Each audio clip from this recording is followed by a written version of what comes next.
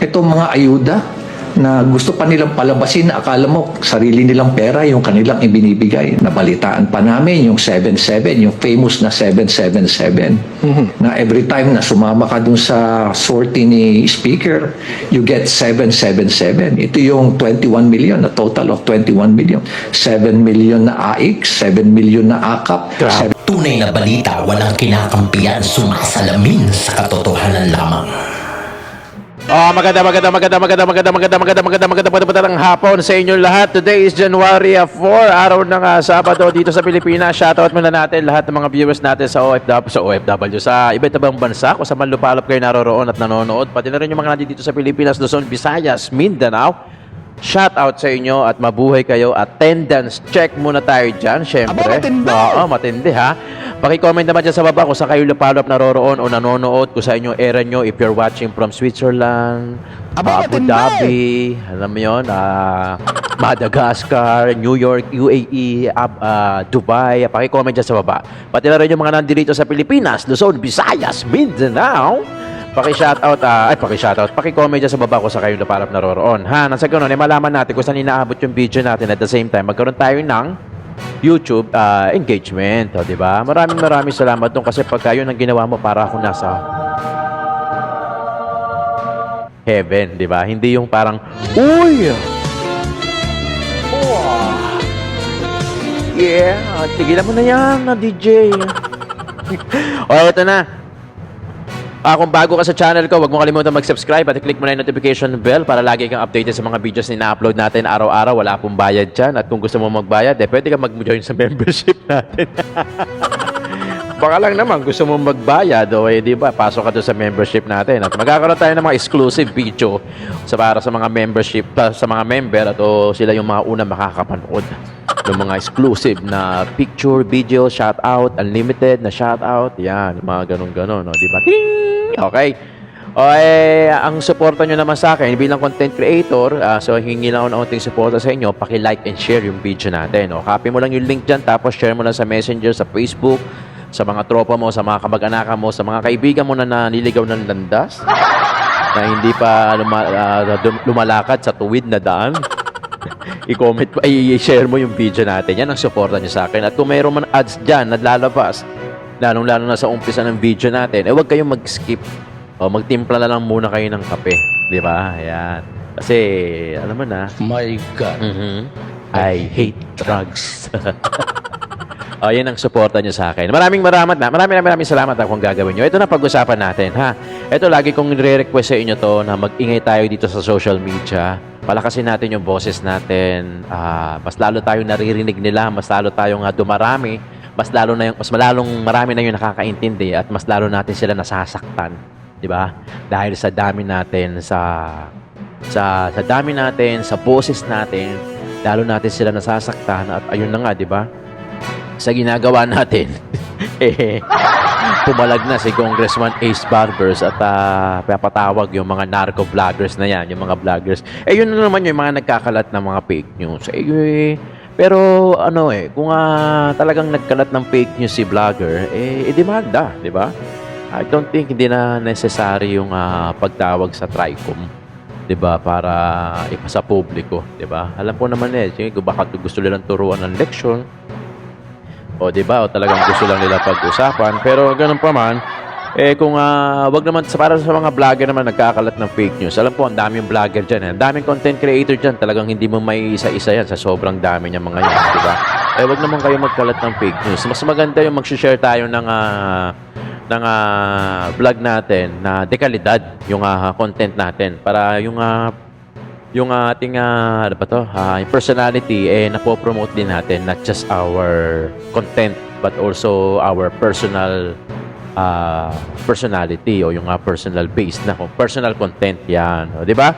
Ganun ang gawin natin, di ba? Ang inyong lingkod mga kayon, maraming salamat sa pagtangkilik sa Jomolon TV. Huwag kayong mag-alala, pinapangako ko at magkakaroon tayo ng mga dekalidad na content. Hindi basta-basta lang. Siyempre, inaaral din naman natin yan, huwag kayong mag-alala. Eto na. Pag-usapan natin yung national budget, pag-usapan natin yung mga akap-akap na yun at meron nga nagbubuking dito si Mayor ng Baguio, si Magalon, ha? O pag-usapan muna natin ito, pakinggan muna natin si Senator Bato de la Rosa doon sa panawagan niya. Nabantayan natin yung pondo. Alam ko naman na magagawa lang natin bumoses, di ba? Lalong-lalo na yung kayo mga vlogger, bumoses. Kayong mga audiences, yung mga viewers natin, through your likes and share, parang boses na din yon. Bilang ka doon sa part na yon, sa share na yon. Kung ilan man yung abuti ng share na yon, bilang ka doon. At mas lalo tayong lumalaki, mas lalo tayong dumadami nang sa ganun, mapapakinggan tayo at mapapansin tayo at lilitisin nila ngayon yan. Di ba? O ito na, issue ng bayan nating pag-usapan, 1:00 ng hapon at 6:00 ng hapon. Pag-usapan natin ang bawat issue ng bayan. Dapat ang DSWD ay gawin nila yung mandato nila na yung kanilang pundo hindi nagagamit sa pamumulitika. Sa pagdating naman sa implementasyon na Senator dito po sa AKAP po muna. Yan. Nabanggit ho ba na talakay din po ninyo during sa mga gagawing pamimigay no sa mga distrito sa iba't ibang mga lugar dito sa ating bansa. Ay kasi nga may mga kababayan tayo nagsasabi naglalakihan, kumakalat po yung mga tarpaulins ng mga politiko kapag nagsasagawa po no, ng pamimigay ng mga financial aid sa mga kababayan natin sa kanilang mga lugar. Ito ho ba ay magiging parte na doon po sa implementasyon? Alam mo, Admar at Jed, pagdating sa implementation, outsider na dyan yung legislatura. Outsider na kami dyan. That is purely the purview of the executive branch wherein ang mag-implementa talaga dyan ay yung DSWD. So ngayon, dapat ang DSWD ay gawin nila yung mandato nila na yung kanilang pundo hindi nagagamit sa pamumulitika. Yun dapat kasi sila man ang mag-implementa yan. Pero kung ganun pa rin ang gagawin nila na kung kaninong bahagi ng pundo ng congressman, ng senador, yung ayuda funds na yan, like AKAP, sila pa rin ang mamimili ng mga tao na bibigyan. That's plain and simple. Di ba masabi natin about buying by ayuda. Sila pong pili. So yung mga supporter nila, pipiliin nila na mabibigyan. Pwede, di ba? Pwede. Kung mapupunta sa congressman, senador, pipiliin nila yung pagbibigyan nila ng ayuda, parang it serves as, vote buying o ayuda. Ng pundo na yan. So dapat it behoves upon the DSWD na hindi sila magamit sa pamumulitika. At saka yung taong bayan mismo. At saka isa pang bantayan natin dyan, yung pag-distribute ng pera. Dahil nag-imbestiga natin sa Senado, di ba, na maraming complaint dyan na bibigyan ng 10,000 pesos galing sa DSWD. Pagkatapos na makatanggap ng 10,000 pesos yung recipient, hihilain doon sa kabilang kwarto, babawiin yung 1,000, 2,000 na lang ibigay sa kanila. At saan napunta yung 1,000? Yun ang malaking tanong. Kung sinong politiko may hawak nun, sinong party list ang binalikan ng pera na yon, yung binawi galing sa kanila. Yan ang dapat bantayan natin. May ganun pala, no? May ganun pangyayari pala. Bibigay 10,000, tapos pagtalikod, kukunin yung 8,000, bibigay yung 2,000. So, kanina kaya napunta yung 8,000?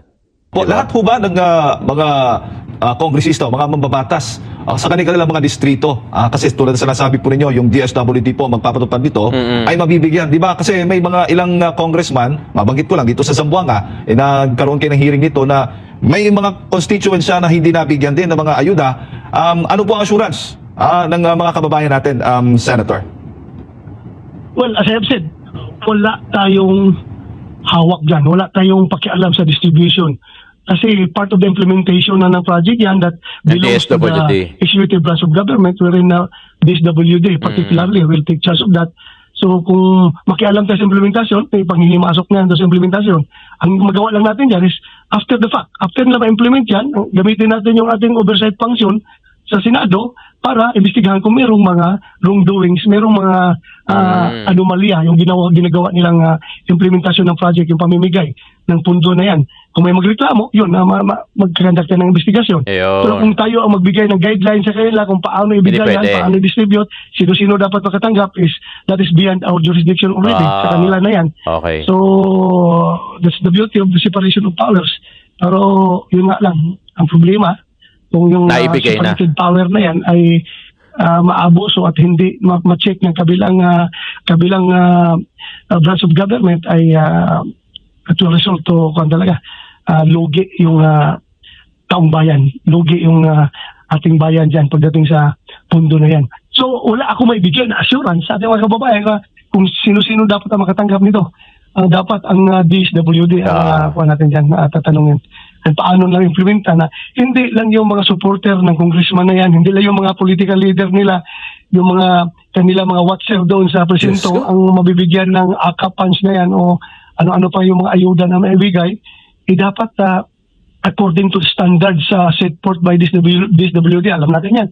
Meron sa tagal-tagal na yung mga pundo na yan na binibigyan ng DSWD, meron na silang panuntunan o alituntunin dyan kung paano lang i-distribute. So yan ang bantayan natin mga kababayan, bantayan natin kapag kayo dapat na makatanggap tapos sa tingin ninyo Hindi ang na tama. nakakatanggap lang ay yung Ibang mga tao. malakas doon sa politiko, no, sa congressman o sa mayor na Pumalag bigyan na. ng congressman ng pundo na yan ay mag-ingay kayo kasi yun. gawin natin tama ang dapat na Galing. tama yung gawin nating gobyerno. Naitulong Na magpo-fall pa rin doon sa no? Ang daming proseso pala, no? Yung mga senators pala, hindi sila pwede makialam about dun sa guidelines kung sino makakatanggap ng mga ayuda galing sa AKAP o anong ayuda man yun. Di ba? Tanging DSWD pala yung magde-decide sa ganun. So walang pakialam mga senator. Kaya yun yung sinasabi ni Senator De La Rosa Bato na wala silang jurisdiction. Only the DSWD kung sino ang may hawak, kung sino makakatanggap. Ang problema lang, kung mali yung nakatanggap o kung sino man yung may hawak na politiko nga daw o party list, ang tanging lang magagawa natin is mag-ingay, bumoses. So magpo-fall pa rin sa social media, di ba? Siyempre, sa mag-iingay tayo sa social media, mas dinig mas malayo yung mararating compared do sa mag-ingay din tayo sa barangay natin. Siyempre, pero mag-ingay din tayo sa social media. Tama lang din naman yun, lalo na kung karapatan mo naman, kung dapat makakatanggap ka tapos hindi ka nakatanggap. Siyempre, paglaban mo yun, di ba? Magkano din naman yun, di ba? Ang kagandahan noon, meron na tayong social media at kung saan pwede kang mag-ingay, kung maraming nag-iingay, yun nga, ang sabi ni Senator Bato de la Rosa na pagka nakaabot sa kanila, imbestigahan nila. O yun lang yun. Pero yun nga lang, asahan mo na ganun katagal yun. Di ba? Depende. Pero at least, nakapag-ingay tayo. Kaya gamitin natin yung social media mga kayo na lalong-lalo na yung mga nakikinig sa atin dito sa Pilipinas, yung mga nakakatanggap o nakalista sa mga akap-akap na X na yan na wala kayong nakuha tapos karapat-dapat kayo, matuto tayong mag-ingay. Maririnig at maririnig din naman tayo, lalong-lalo na meron ng social media ngayon. Kulang po yan, Senator, dahil nga po nagkaroon kayo ng hearing with DSWD Secretary at baka may mga sinabi po siya, nagkaroon po kayo ng resolba doon po sa inyong hearing at yan po ang dapat ay maipatupad ngayong taon. Huli na lang. Yes. Yes, no. Nag-promise yung DSWD na gawin nilang tama yung kanilang trabaho. Pero alam mo na, Yes. pagdating sa DSWD mo, sisigawan lang yan ng mga congressman doon sa lugar nila, matatakot na rin yan. Papatapon kita doon sa sabi ng congressman, papatapon kita doon sa Basilan, sa Sulo. Kung ayaw mong sundin yung gusto ko. So kawawa rin ang mga DSWD na yan. Alam mo na, yan ang mahirap sa ating sitwasyon ngayon. Bago ko lang ipasa kay partner Admar, Senator, linawin ko lang, yung DPWH ngayon yung may mataas na budget this year. Tama ho ba? Isa sa mataas. Kasi yung tinatanong dito yung sa education kung alin ba mas mataas yung sa DPWH o sa DepEd dahil Education, may mga nagsasabi DepEd. ay unconstitutional Pero yung konti lang. 2025 budget. Ay, kung suriin mo talaga, hanggang ngayon na parang band-aid na Band-aid solution Nakita niyo mga kayo yung sinabi ni Senator Bato de la Rosa, no, na ang tanging magagawa natin bantayan, no. Pero syempre, baka mapag-initan si DSWD, mapag-initan ng kung sino man yung may hawak sa kanila, congressman man o senator, kawawa naman yung mga DSWD. Pero ang kagandahan doon, pwede tayong mag-ingay at gamitin naman natin yun, di ba? Ito yung good example, Ito, binunyag nung mayor ng Baguio na si Magalon, kung ano yung style ng kayo na ang bahalang umintindi. Kayo na ang bahalang umanalyze dito sa ibinunyag mayor ng Baguio. Tingnan nyo pakinggan natin. would say that this 2025 budget is actually an election budget. Yes. Do you share the same sentiment, sir? Since you're talking about pork barrel, among others. I totally agree. Nararamdaman namin yan sa local government. Lawmakers, lawmakers indiscriminately giving out AKAP funds, IX funds, itong mga ayuda na gusto pa nilang palabasin na akala mo sarili nilang pera yung kanilang ibinibigay. Nakita namin yan We have been comparing with the other mayors, also mayors for good governance at yung aking mga fellow mayors sa ating Booking na cities. to, Ganun din ang aming mga similar observations. Bilib din ako sa bayag nito ni Mayor Mayor ng Baguio. Na talagang halos unlimited ang pondo nila kung mamigay sila. Nabalitaan pa namin yung 77, yung famous na 777. Na every time na sumama ka dun sa sortie ni Speaker, you get 777. Ito yung 21 million, na total of 21 million. 7 million na AIX, 7 million na AKAP, Grabe. 7 million pa na tupad. 21 million. Paano kung nakaapat ka na sortie na nasalihan? Tibig mo sabihin yun, 7 times 21. Yun yung mga allegations na binabanggit sa amin at in fact, reliable sources ang pinanggagalingan yan. Although these are allegations, reliable sources ang pinanggagalingan. Ang sabi naman po ng House leadership ay nakakarating naman daw po direkta Grabe sa yan, mga 777. constituents nila. What can you say about that? Ang nakakalungkot niyan is walang exchange of data with the local government. So, ang nangyayari niyan, pwedeng magkaroon ng redundancy. So, hindi equitable yung distribution. Kasi ayaw nga nilang i-share sa amin yung data. At alam mo ba na kami sa local government, halos wala kami natatanggap na AIX. Halos wala rin kaming natatanggap na MAIP, yung medical assistance for indigenous patient. Halos wala rin kami natatanggap na tupad. Nagmamakaawa pa kami. Grabe. We have to beg sa mga lawmakers, lalo-lalo na sa Senate. Kung may kaibigan kami mga senador, doon pala kami nakakuha. Paano kung wala kaming kakilala? Paano ibang mga local government na walang kakilala? Wala matatanggap talaga. Sabihin na lang, sa ako siguro, most probably, siguro mga 80%. On 20% lang sa mga AIX fund, TUPAD fund, MAIP fund ang natatanggap ng local government.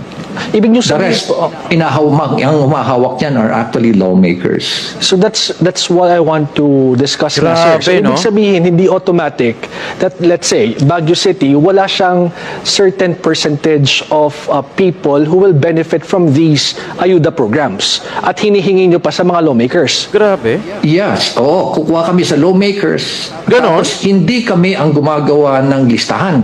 Hindi yung Office of the City Mayor ang gagawa ng listahan. Pagkakuha namin ng pondo, ibibigay namin yan sa aming City Social Welfare because they know better kung sino nangangailangan. Because they have the list. Sila yung Master's nag-conduct ng mga data. interviews, sila yung nag-conduct ng due diligence para malaman talaga who are the real indigents. Hindi yung ang binibigyan mo are your supporters. Tapos ang masama pa, pag binigyan mo yung supporters, hindi nila i-share sa amin yung listahan. So there is a huge possibility that once again, these same people will be receiving Yes. AIX or ayuda Totoo. from the local government kasi hindi mo binibigay Nako. Hindi namin nalalaman kung sino yung mga pinagbibigyan nila. Bawal daw, sabi nila sa amin.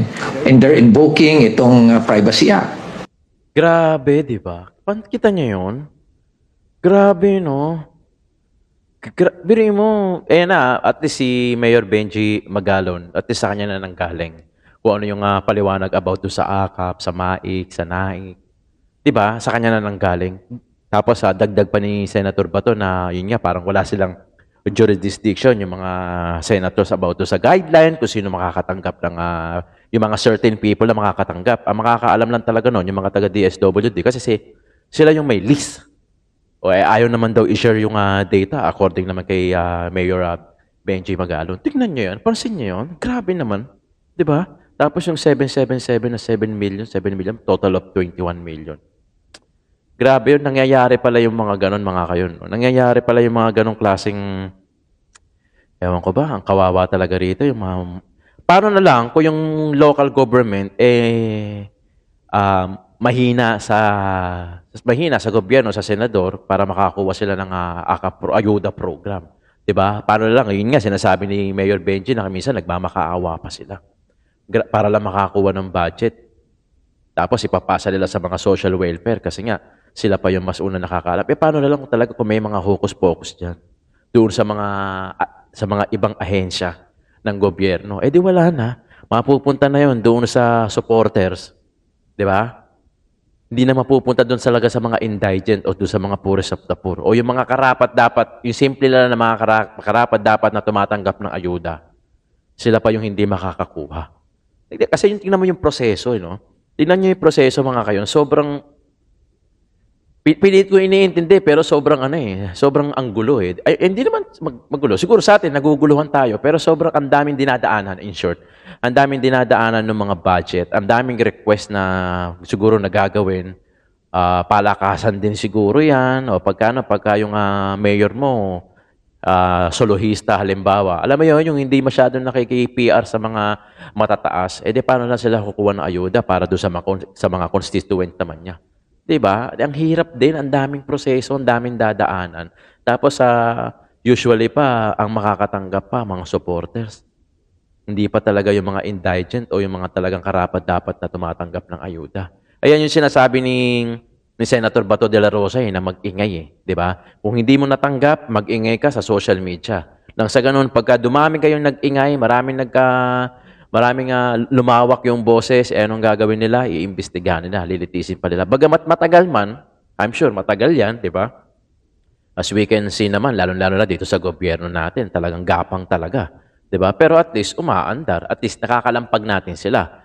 Nagigising natin sila, nakakalampag natin sila, at alam nila na pumapalag na yung taong bayan. Hindi na tayo yung hindi na tayo yung, ito lagi kong sinasabi sa inyo to mga kayon, di ba? Sana doon sa mga makakapanood, matuto rin, no? Lagi kong sinasabi kasi na noon kasi, ayokong bumoto. Ayokong bumoto kasi matik parang parang automatic kahit sinong piliin ko, corrupt eh. 'Di ba? Totoo, may ganung minsan siguro naiisip niyo rin yung ganung insight o yung konsepto na ayoko nang bumoto kasi sigurado naman yung uupo corrupt din. 'Di ba? O kaya ang katwiran ko noon, ayoko manood ng politics kasi nai-stress lang ako, puro patayan, puro dayaan, puro nakawan, puro corrupt, 'di ba? Pero nung nung nag-politics sa vlog ako, since 2019, kay Yorme Isko Moreno, unti-unti kong naintindihan, unti-unti kong naunawaan na dapat meron tayong pake. Kasi part tayo ng gobyerno ng Pilipinas. Dapat may pake ka. Dapat boboto ka. Dapat may pake ka. Dapat may pakialam ka. So, nasa sayo na lang na wag mong i-absorb yung negativity na naririnig mo na corruption, nakawan, yung mga patayan sa mga TV, sa mga social media na napapanood mo. So wag mo na lang i-absorb yung idea na yun para hindi ka ma-stress. Pero wag mong sasabihin na ayaw mo nang makialam kasi nga ang gulo ng politics ng Pilipinas. Pero kasama ka dun eh. Parte ka dun, bilang ka dun, may bilang ka. 'Di ba? Whether you are botante ka man o hindi, parte ka pa rin ng Pilipinas eh. Nasa Pilipinas ka, parte ka ng gobyerno, dapat boboto ka at dapat may pakialam ka, dapat bumoses ka. 'Di ba? Kaya yan ang I'm sure may iba diyan naguguluhan din, ayaw nang bumoto kasi puro corrupt na lang definitely. Assignment natin 'yon. Homework natin 'yon na alamin natin na yung taong 'to walang tendency na maging corrupt. Homework natin 'yon, assignment natin 'yon. Ang dami na nating means. Pwede tayong mag-social media, mag-Google, mag-Wikipedia, magtanong-tanong. Kaya naman tayo nagkakamali kasi hindi natin iniimbestigahan, 'di ba? Kaya tayo nagkakamali, akala natin namigay ng ayuda 'to, mabait 'to, boboto natin. Pagkaupo, nakakalimutan na tayo. So corrupt pala siya. Kasi hindi natin nagawa yung assignment natin. Hindi natin nagawa yung homework natin na imbestigahan, alamin yung thorough na pag-aaral doon sa botante, sa sa politiko na yon. But at least, pagkadating ng May 12 o election day, equip tayo ng knowledge na alam natin, etong taong to, na hindi to corrupt or less corrupt. Kasi, gaya na sabi ni Tatay Digong, ako parang naniniwala na rin ako doon na hindi mo matatanggal yung corruption sa Pilipinas. Pwede, mababawasan mo. Di ba? Pero yung matatanggal, parang medyo malayo sa katotohanan. Di ba mga kayon? Pero yung maliles, dahil pipili ka ng less corrupt na politician, na kahit papano, mas iniintindi yung kapakanan ng sambayan ng Pilipino, baka doon, makakuha natin yung ginhawa. Kasi kahit papano, mababawasan natin yung corruption. Di ba? Pero yung sasabihin mong tatanggalin yung corruption, parang napaka-imposible, medyo malayo sa katotohanan yun. I'm sure mag-agree kayo sa akin sa ganyang klaseng statement. Kaya ngayon yung sinasabi ko na aralin natin, magkaroon tayo ng sariling assignment, homework, habang maaga pa, May pa naman yung election para sa 2025. Aralin natin, piliin natin kung sino yung politiko na makatao. Yung matulungin, yung marami nabibigay. Matulungin in a sense na hindi nagbibigay ng ayuda. Kumbaga, madali lang magbigay ng ayuda eh, di ba? Ayuda, hindi naman nila pera yan, di ba? Pinapalabas pa nga nila na pera nila yan, di ba? Ang ibig ko sabihin, yung talagang may plataforma na like, gaya ni Pastor Apollo Kibiloy na nagpatayo ng ganito, eskwelahan, nagbigay ng mga trabaho. Like, pinatayo niya yung SMNI, yung mga eskwelahan, mga hospital, nag-hire ng mga tao, nagkaroon ng employment, nagkaroon ng trabaho, blessing yun. Yun yung sinasabi ko na ganong klaseng tulong na hindi mo bibigyan ng tao ng pagkain para pagkain niya sa araw na yon. Bagkos, bibigyan mo ng trabaho para bigyan mo siya ng chance or opportunity na mapakain niya yung pamilya niya araw-araw dahil may trabaho na siya. Yung ganong klaseng tulong, hindi yung tulong na nabibigyan mo ng pagkain for a day, di ba? Tapos after nun, kinabukasan, babalik ulit sa'yo, manghihingi ulit. Di ba? Bigyan mo ng trabaho. Di ba? Yun yung blessing. Bigyan mo ng trabaho, tapos yung trabaho na yun, yun na magbibigay sa kanya ng opportunity para mapakain niya yung pamilya niya araw-araw. Trabaho natin yan, assignment natin yan mga kayon, na alamin natin yung politiko na gusto natin suportahan. Regardless kung sino man yung sinusuportahan natin. Maari magkaiba tayo ng manok o maaring parehas tayo. Pero in terms of background investigation sa pagpili, pag shortlist ng mga candidates mo sa politika, may kanya-kanya tayong pamararaan. Ang gusto ko lang naman sugatan dito, matuto tayo.